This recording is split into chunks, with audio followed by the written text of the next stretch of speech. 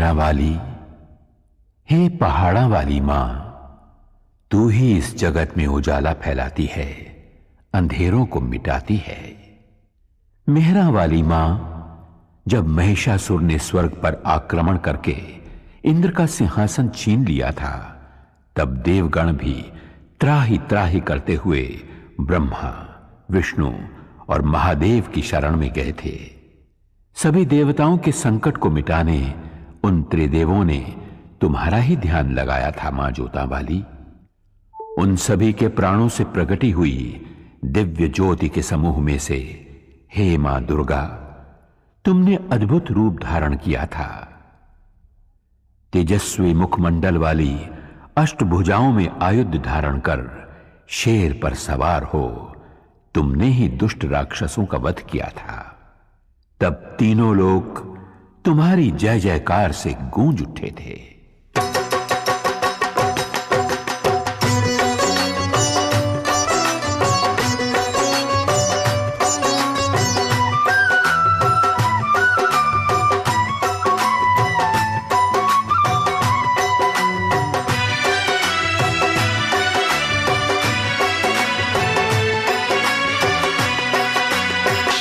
सवार होके आजा शेरा वाली, शेर पे सवार होके आजा शेरा वाली, शेर पे सवार होके आजा शेरा वाली, शेर पे सवार होके आजा शेरा वाली, सोए हुए भाग्य जगा जा शेरा वाली, शेर पे सवार होके आजा शेरा वाली, शेर पे सवार होके आजा शेरा वाली, शेर पे सवार होके आजा शेरा वाली, शेरा वाली मां जोता वाली, शेरा वाली मां जोता वाली।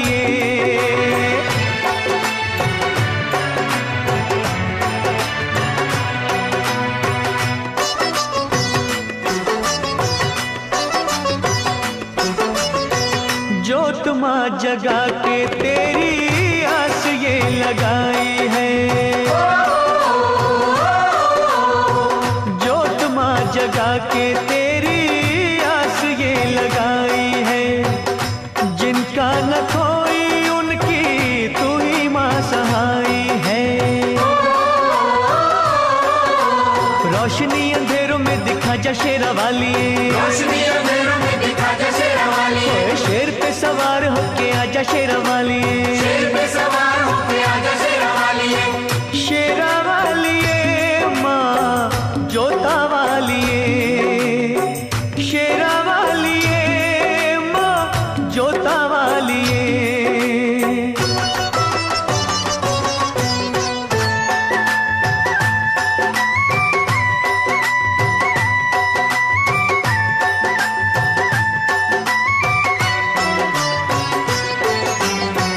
रखियो मलाज इन अखियों के तारों की,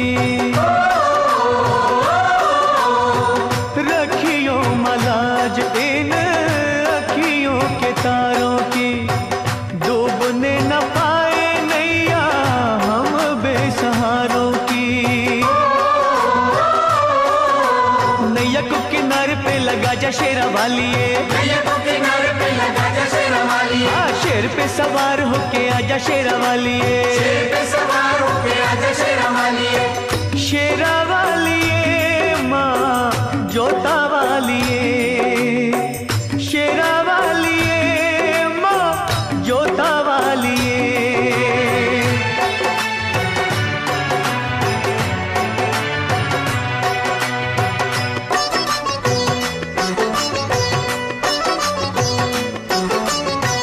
सच्चे दिल से दानू जी ने जब था बुलाया मां, सच्चे दिल से दानू जी ने जब था बुलाया मां, कटा हुआ शीश तूने घोड़े का लगाया मां। भक्तों की आन को बचा जा शेरा वाली, भक्तों की आन को बचा जा शेरा वाली, शेर पे सवार होके आजा शेरा वाली, शेर पे सवार होके आजा शेरा वाली, शेरा वाली मां जोता वाली, शेरा वाली मां जोता वाली।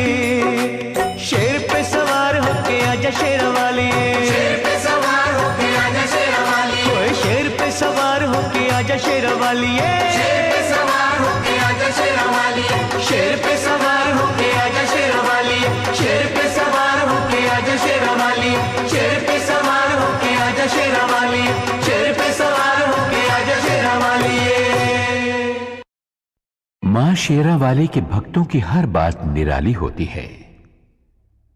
मां के भक्त की बातों की गहराइयों में छिपे हुए ज्ञान के मोतियों को मां का सच्चा भक्त ही परख सकता है।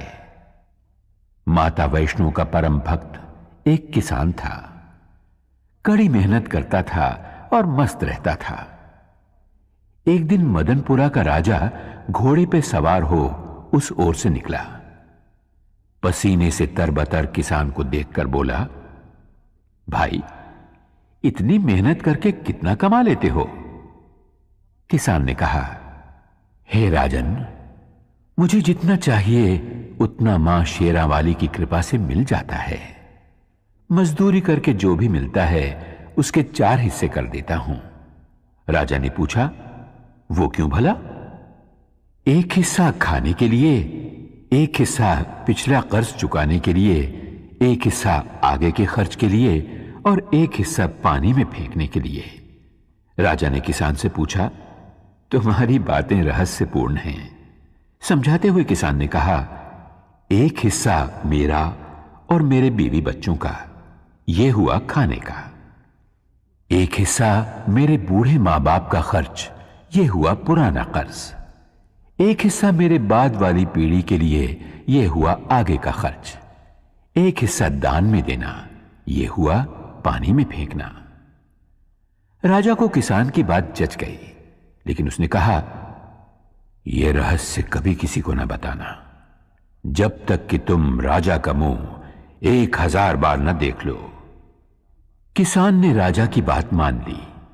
अगले ही दिन राजा ने अपने दरबार के विद्वानों को बुलाया और उन 4 बातों का रहस्य समझाने के लिए कहा। सभी विद्वान चकरा गए। लाख सिर धुनने पर भी उन्हें बातों का रहस्य समझ में नहीं आया। आखिरकार उन्होंने एक दरबारी से इस बात का पता लगाया कि राजा कल किसके पास गए थे, और वे लोग उस किसान के पास पहुंचे और उससे रहस्य बतलाने की विनती की।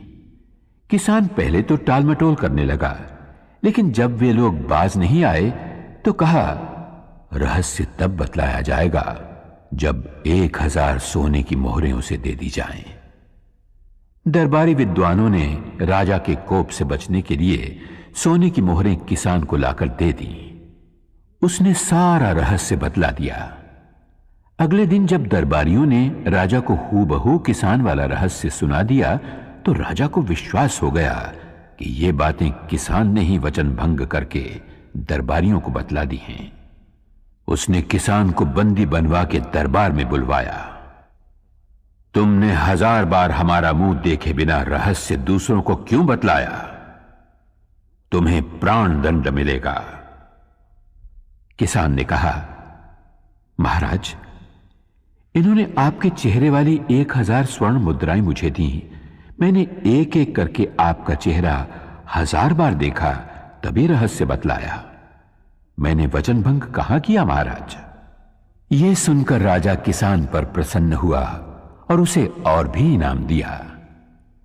यह उस किसान की बुद्धि का नहीं, जगत जननी माता की दया का चमत्कार था। मां की कृपा से उस किसान ने मौत को भी हरा दिया।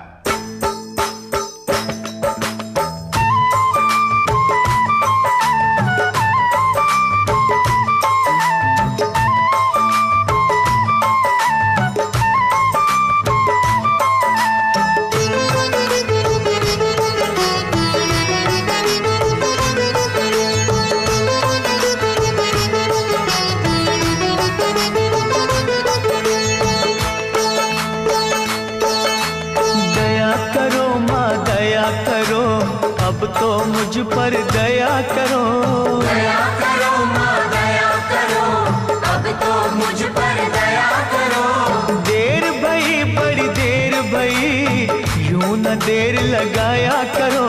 दया करो माँ दया करो, अब तो मुझ पर दया करो। दया करो माँ दया करो, अब तो मुझ पर दया करो।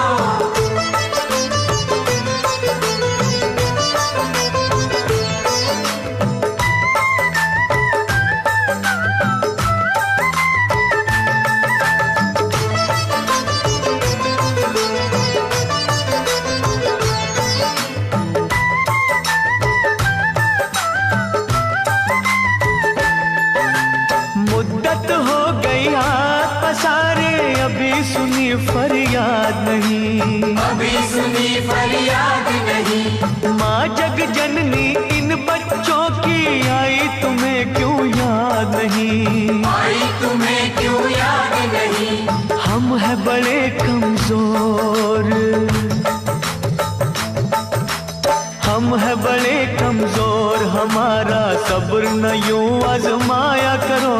दया करो माँ दया करो, अब तो मुझ पर दया करो। दया करो माँ दया करो, अब तो मुझ पर दया करो।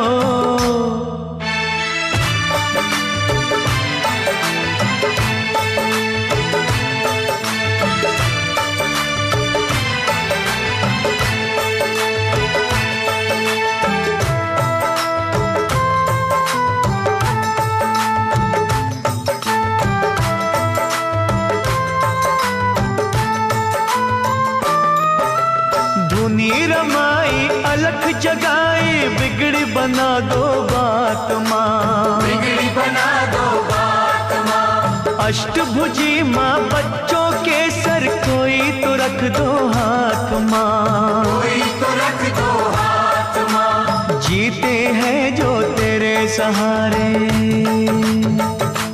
ओ जीते हैं जो तेरे सहारे, उनको ना तड़पाया करो। दया करो माँ दया करो, अब तो मुझ पर दया करो। दया करो माँ दया करो, अब तो मुझ पर दया करो।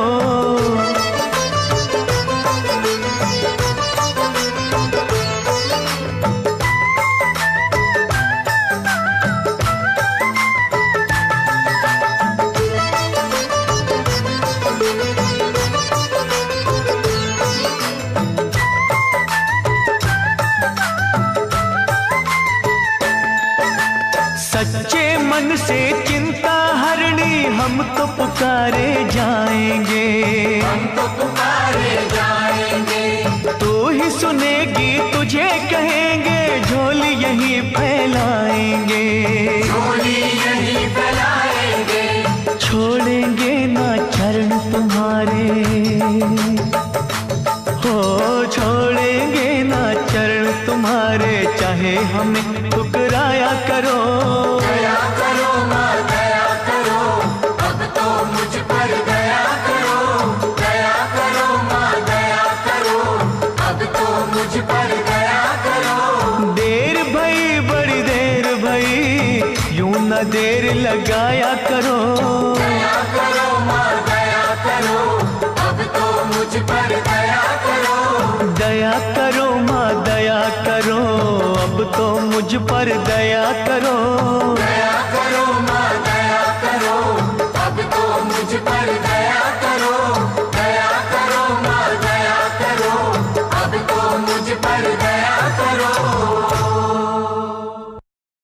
माँ जोता वाली। Find your perfect stay on the Booking.com app. A hotel in a city or a beachfront stay with a view? Unlock your stay for less with app-exclusive prices. Download the free Booking.com app today.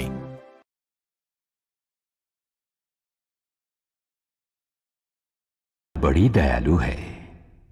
वो अपनी संतानों को गुमराह होने से बचाती है, भूले भटके संसारी जीवों को सही रास्ता दिखाती है। सुहागपुर गांव का एक साहूकार था, कीमतीलाल। अनाज और खेत गिरवी रखना, सूद पर उधार पैसा देना और गरीब अनपढ़ किसानों को लूट लेना, यही था उसका काम। इस तरह बेशुमार दौलत जमा कर ली थी उसने। एक दिन करोड़ों के मालिक कीमतीलाल की अंतरात्मा से एक आवाज उठी, सेठ कीमतीलाल, गरीबों के खून पसीने और आंसुओं में भीगी दौलत तो तुमने खूब कमा ली, लेकिन यह सब तो यहां के सुख के लिए किया, स्वर्ग में सुखी रहने के लिए क्या प्रबंध किया? कुछ भी तो नहीं। अरे इतना सब कुछ है तो पुण्य कमा, भगवान का विशाल मंदिर बनवा। कीमतीलाल ने आत्मा की आवाज सुनकर तुरंत ही एक अति भव्य मंदिर के निर्माण का संकल्प किया। दूसरे ही दिन उसने पैसे की बंद झोलियों के मुंह खोल दिए। मंदिर का निर्माण शुरू हुआ। हजारों मजदूर रात दिन जुट गए उस कार्य में। तभी एक दिन फटेहाल एक साधु वहां से निकला।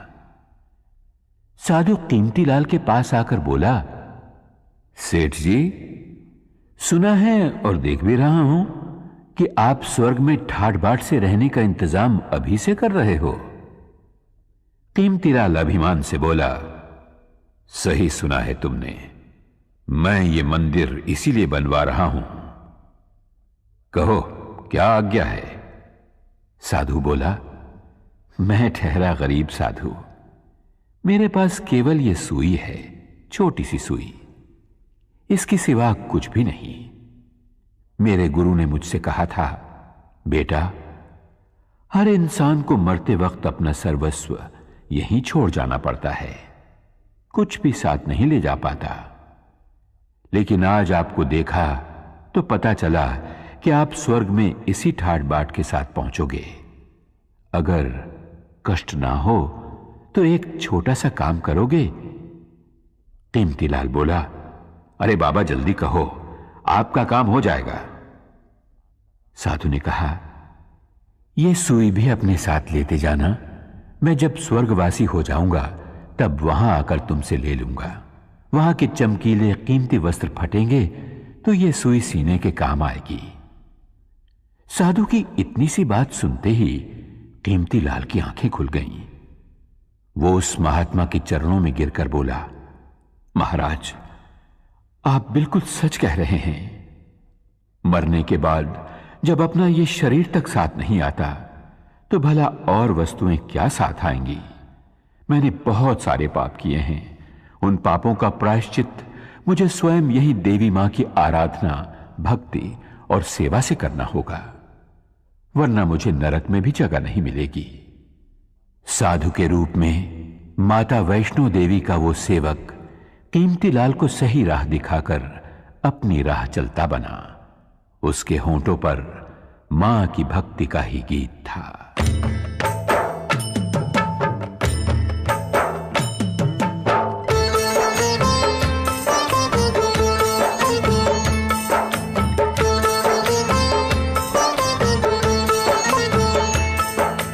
अपना काम है चरणों में तेरे माँ देना अर्जी, खैर देना या ना देना मैया ये तुम्हारी मर्जी।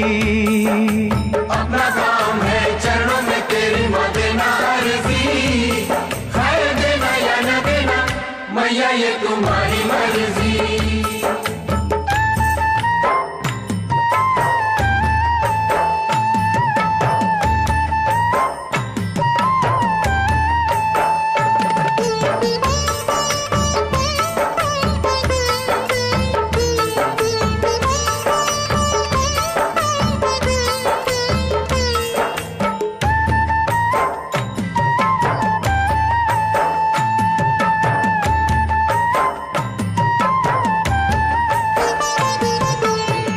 कुएं के प्यासे आते जाते रहेंगे, दुखी दुखड़े मसीहा को सुनाते रहेंगे।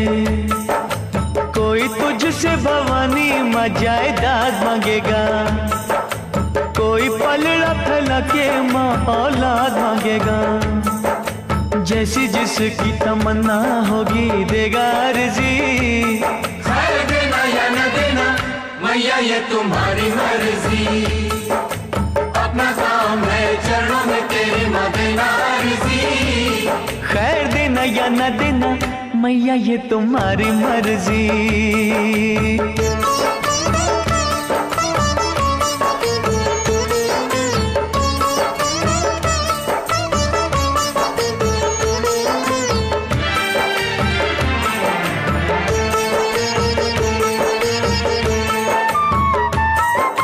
तेरे द्वार से कई ऊंची शान चाहेंगे, दान करने को महादानी दान चाहेंगे। कुछ तुझसे मवर सीधा सादा मांगेंगे, कुछ अपनी औकात से भी ज्यादा मांगेंगे। जैसी जिसकी तलब होगी देगा अर्जी, खैर देना या न देना मैया ये तुम्हारी मर्जी। अपना काम है चरणों में तेरी माँ देना अर्जी, खैर देना या ना देना मैया ये तुम्हारी मर्जी।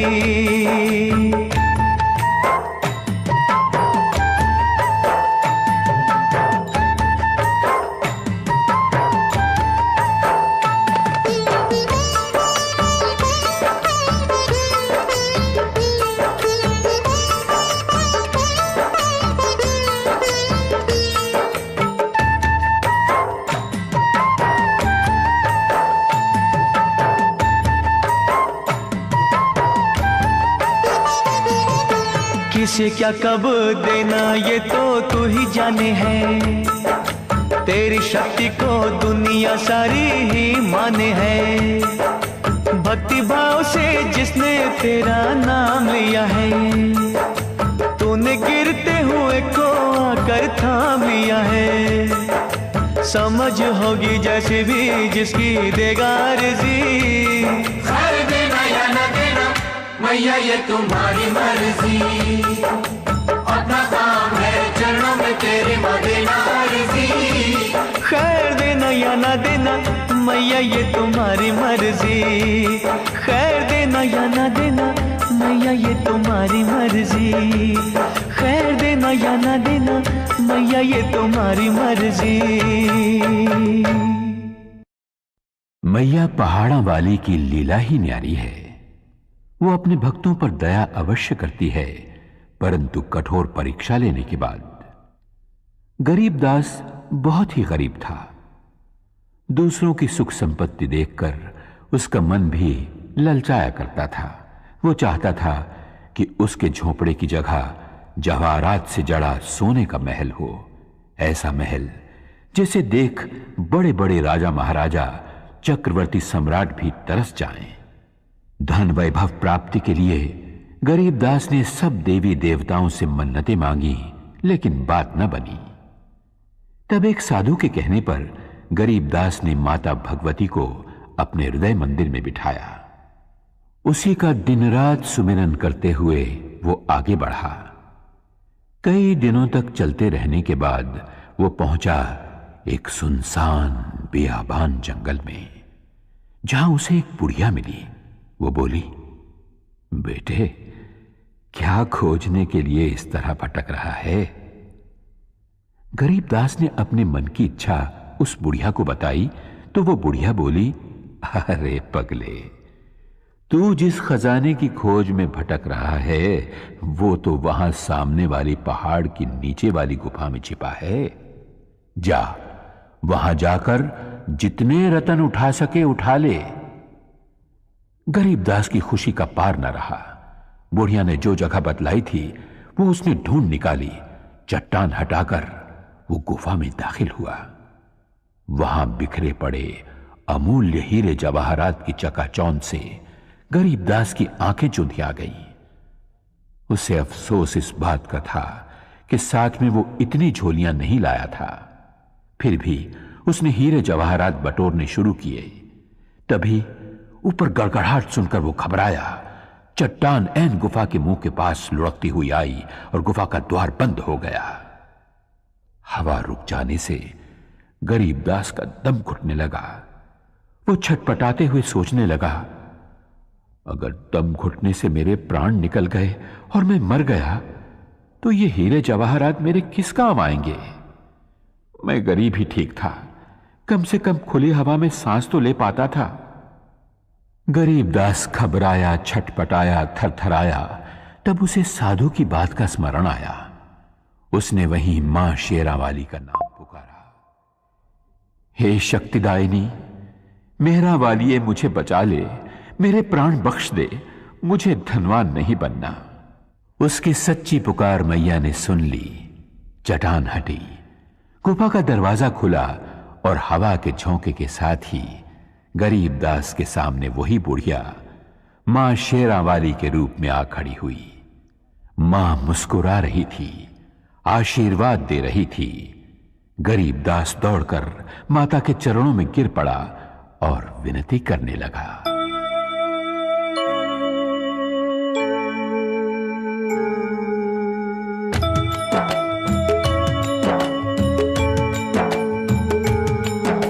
सुनो सुनो सुनो सुनो सुनो सुनो बिनती माँ मेरी। सुनो सुनो बिनती माँ मेरी। मुझको तू ठुकराना ना, भटके को भटकाना ना। सुनो सुनो बिनती माँ मेरी। सुनो सुनो बिनती माँ मेरी।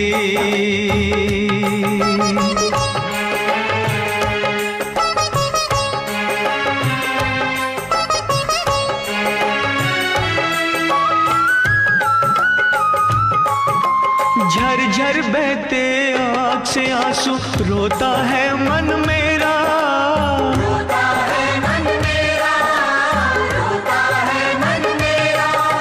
सारी दुनिया छोड़ के मैंने द्वार है ढूंढा तेरा, द्वार है ढूंढा तेरा। माँ लाखों तूने तार दिए, बच्चों पे सुखवार दिए, मुझको भी बिसराना ना, भटके तो भटकाना ना। सुनो सुनो बिनती माँ मेरी, सुनो सुनो बिनती माँ मेरी।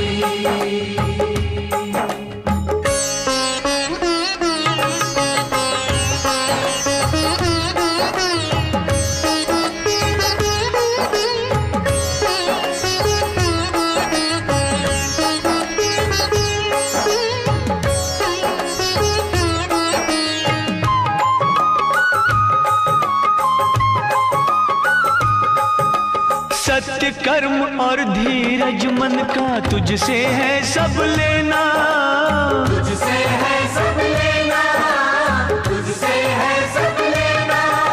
खाली झोली तरस रही है, टाल न मुझको देना, टाल मुझको देना। हो दुख सुख तेरे हाथों में, कर दे उजाला रातों में, करना कोई बहाना ना, भटके तो भटकाना ना। सुनो सुनो बिनती माँ मेरी, सुनो सुनो बिनती माँ मेरी।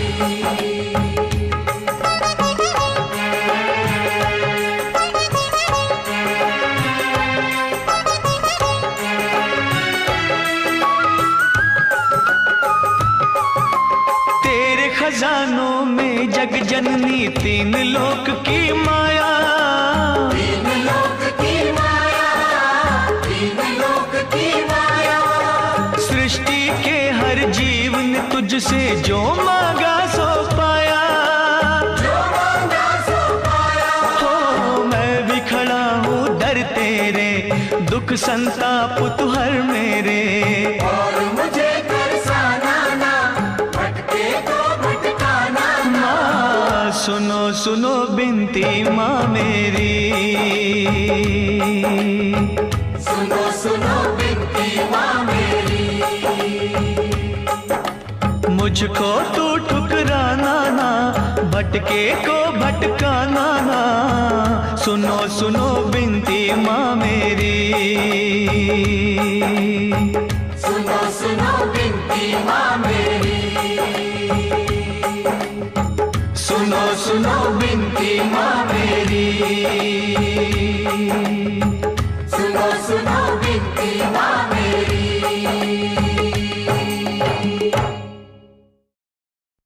मां शेरा वाली ने हम सभी को सबसे कीमती ये मानव जन्म और मनुष्य का शरीर दिया है। फिर भी हमारी आंखों के आगे अज्ञान का जो पर्दा है, उस कारण हम असली धन को देख नहीं पाते। एक नौजवान गरीबी से तंग आकर अपने भाग्य को कोसने लगा। गरीबी दूर हो, इस उपाय की खोज में वो एक संत से मिला। महात्मा ने उसकी पूरी बात सुनी और बोले, बेटे, मैं एक व्यापारी को पहचानता हूं। वो मनुष्य के अंग खरीदकर अच्छे पैसे देता है।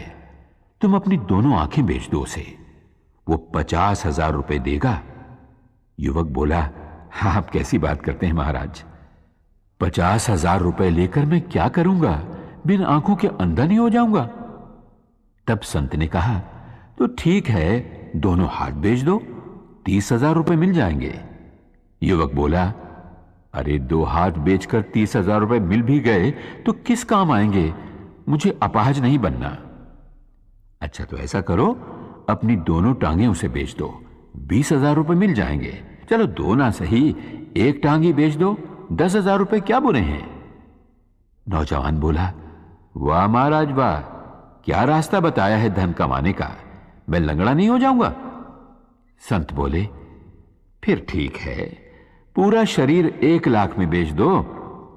नौजवान बोला, 1 लाख तो क्या, अगर कोई 1 करोड़ भी देगा तो भी मैं अपना शरीर नहीं बेचूंगा। संत बोले, बेटे, मैं यही समझाना चाहता हूं तुम्हें। भगवान ने जब करोड़ों नहीं अरबों खरबों की कीमत का यह शरीर दिया है तो भला तुम गरीब क्यों मानते हो अपने आप को? नौजवान संत के चरणों में गिरकर बोला, महात्मन, आपने मेरी आंखें खोल दी, आज्ञा दीजिए, मुझे क्या करना चाहिए? संत बोले, वत्स, मानव शरीर एक अपार खजाना है। अपने हर अंग से काम लो।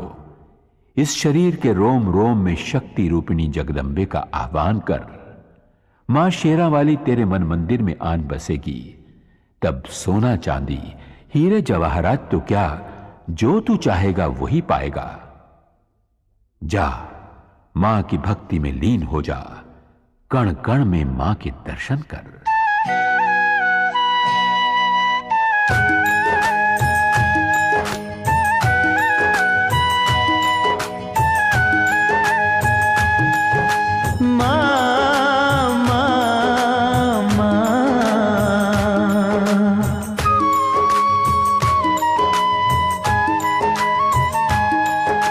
बसी हो कण कण अंदर मां, तुम बसी हो कण कण अंदर मां, हम ढूंढते रह गए मंदिर में। बसी हो कण कण अंदर मां, हम ढूंढते रह गए मंदिर में। हम मूढ़मती, हम अनजाने, हम मूढ़मती, हम अनजाने, मां सार तुम्हारा क्या जाने। बसी हो कण कण अंदर मां, हम ढूंढते रह गए मंदिर में। तुम बसी हो कण कण अंदर मां, हम ढूंढते रह गए मंदिर में।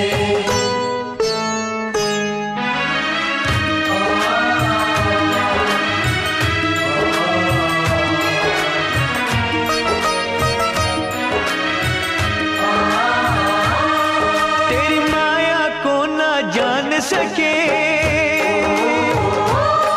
तुझको न कभी पहचान सके। हम मोह की निद्रा सोए रहे, माँ इधर उधर ही खोए रहे। तू सूरज, तू ही चंद्रमा, तू सूरज, तू ही चंद्रमा, हम ढूंढते रह गए मंदिर में। बसी हो कण कण अंदर मां, हम ढूंढते रह गए मंदिर में। तुम बसी हो कण कण अंदर मां, हम ढूंढते रह गए मंदिर में।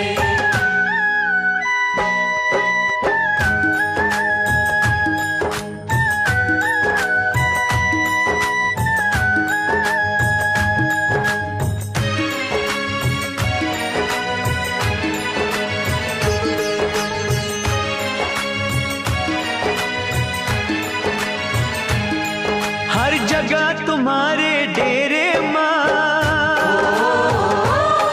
कोई खेल न जाने तेरे मां। इन नैनों को ना पता लगे, किस रूप में तेरी ज्योत जगे। तू पर्वत, तू ही समंदर मां, तू पर्वत, तू ही समंदर मां, हम ढूंढते रह गए मंदिर में। बसी हो कण कण अंदर मां, हम ढूंढते रह गए मंदिर में। तुम बसी हो कण कण अंदर मां, हम ढूंढते रह गए मंदिर में।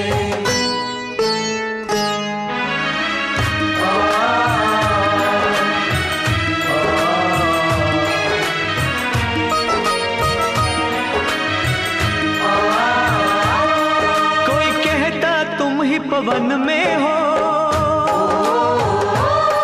और तुम ही ज्वाला अगन में हो। कहते हैं अंबर और जमीन, तुम सब कुछ हो, हम कुछ भी नहीं। फल फूल तुम ही हो तरवर मां, फल फूल तुम ही हो तरवर मां, हम ढूंढते रह गए मंदिर में। हम ढूंढते रह गए मंदिर में, हम ढूंढते रह गए मंदिर में। दुर्भागी और अभिमानी मनुष्य दयाहीन होकर अनजाने में पापों की गठरियां बांध लेते हैं। एक रानी थी, नाम था रूपमती। एक दिन वन विहार करते करते वो एक नदी के तट पर जा पहुंची। सहेलियों के साथ उसका जी चाहा कि स्नान किया जाए, पर जैसे ही उसने नदी के पानी में पांव रखा, उसके शरीर में कपकपी आ गई। पानी बहुत ही ठंडा था। जैसे तैसे उसने डुबकी लगाई और बाहर आ गई। बाहर जोरों की हवा चल रही थी। पूरा शरीर थरथराने लगा। रानी ने दासियों से कहा, लकड़ियों का प्रबंध करो ताकि उन्हें जलाकर बदन को गरमाया जा सके। जब लकड़ियों का प्रबंध ना हो पाया तो रानी ने नदिया के पास ही बनी एक गरीब की झोपड़ी में आग लगा देने की आज्ञा दी। वैसा ही किया गया, लेकिन देखते ही देखते आग आसपास की झुग्गियों में फैल गई। कोलाहल मच गया। एक साथ कई गरीब बेघर हो गए। रानी का काम तो हो गया, पर गरीबों की बस्ती खाक हो गई। राजा न्यायप्रिय था। प्रजाजनों की फरियाद सुनकर उसने हुक्म दिया, रानी को महल से घसीटकर बाहर लाओ, उसे गंदे फटे कपड़े पहनाकर दरबार में हाजिर करो। वैसा ही किया गया। राजा ने कहा, अरे निष्ठुर, तूने बहुत बड़ा पाप किया है। तू अपने सुख के लिए दूसरों की व्यथा न समझ पाई। मैं तुझे इसकी कड़ी सजा देता हूं। आज से भीख मांग मांग कर जब तक तू इन बेघरों के लिए रहने के झोंपड़ों का इंतजाम नहीं कर देती, तब तक तुझे इस महल में नहीं आने दूंगा। देवी मां अपने भक्त जनों पर कभी आंच नहीं आने देती, क्योंकि मां का न्याय सदा ही दुखियों को दुखों से बचाता रहता है।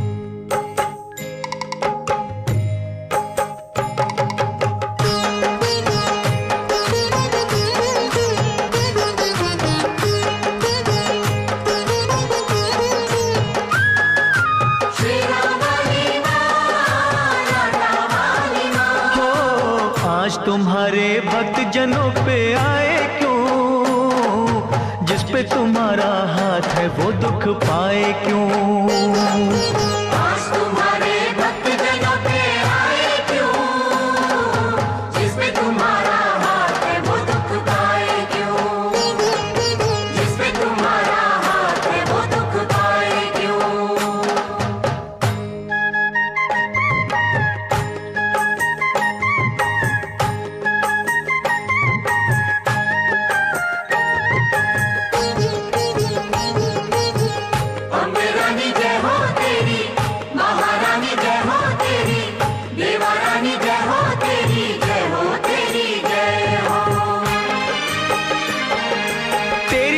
से पत्थर भी तर जाते हैं, एक ही पल में दुख सभी हर जाते हैं। शेरा वाली मां, लाटा वाली हो जहाँ जलाए आशा की तू ज्योति माँ, वहाँ के कंकर बन जाते हैं मोती माँ। शेरा वाली मां, लाटा वाली हो तेरा पुजारी संकट में घबराए क्यों, जिस पे तुम्हारा हाथ है वो दुख पाए क्यों। आज तुम्हारे भक्त जनों पे आए क्यों, जिस पे तुम्हारा हाथ है वो दुख पाए क्यों।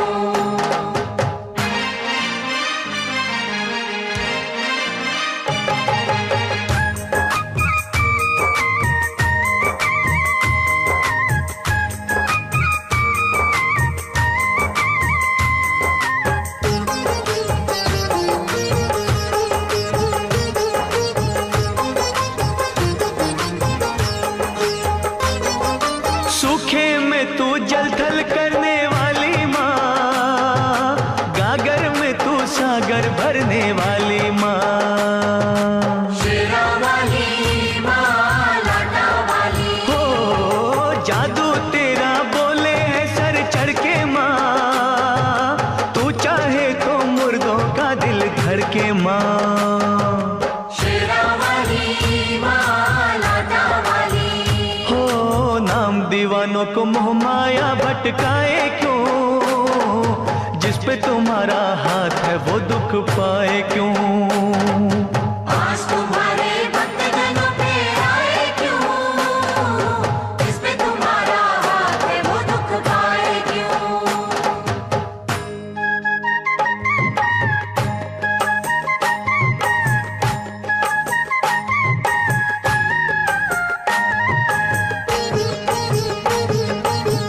महाकाली जय हो तेरी, भद्रकाली जय हो तेरी, खंडे वाली जय हो तेरी, जय हो तेरी जय हो।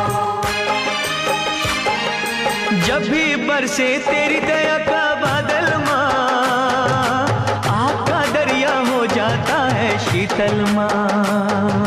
शेरा वाली माँ, लाटा वाली, हो होनी को अनहोनी तुम ही करती हो, संकट हरनी सबके संकट हरती हो। शेरा वाली माँ, लाटा वाली, हो फिर ये तेरा बंदा नीर बहाए क्यों, जिस पे तुम्हारा हाथ है वो दुख पाए क्यों। आज तुम्हारे भक्तजनों पे आए क्यों, जिस पे तुम्हारा हाथ है वो दुख पाए क्यों। दुर्भागी और अभिमानी मनुष्य दयाहीन होकर अनजाने में पापों की गठरियां बांध लेते हैं। एक रानी थी, नाम था रूपमती। एक दिन वन विहार करते करते वो एक नदी के तट पर जा पहुंची। सहेलियों के साथ उसका जी चाहा कि स्नान किया जाए, पर जैसे ही उसने नदी के पानी में पांव रखा, उसके शरीर में कपकपी आ गई। पानी बहुत ही ठंडा था। जैसे तैसे उसने डुबकी लगाई और बाहर आ गई।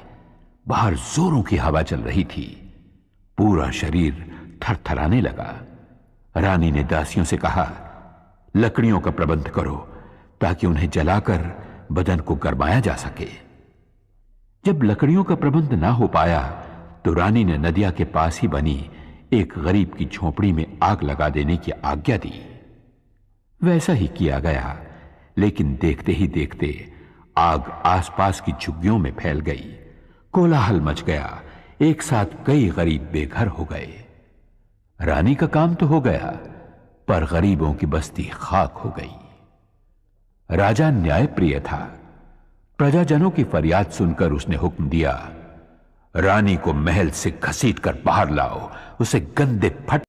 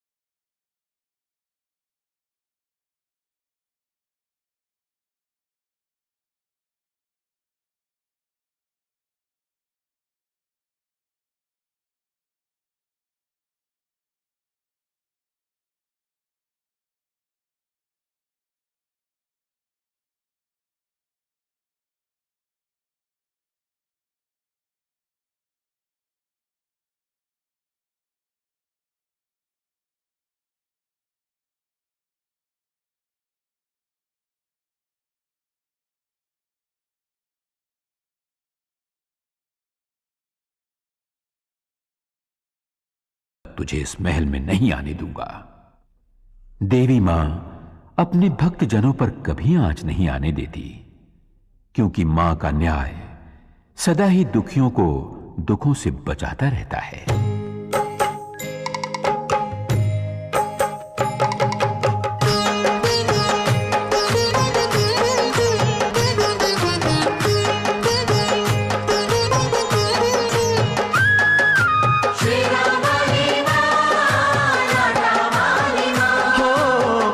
तुम्हारे भक्त जनों पे आए क्यों, जिस पे तुम्हारा हाथ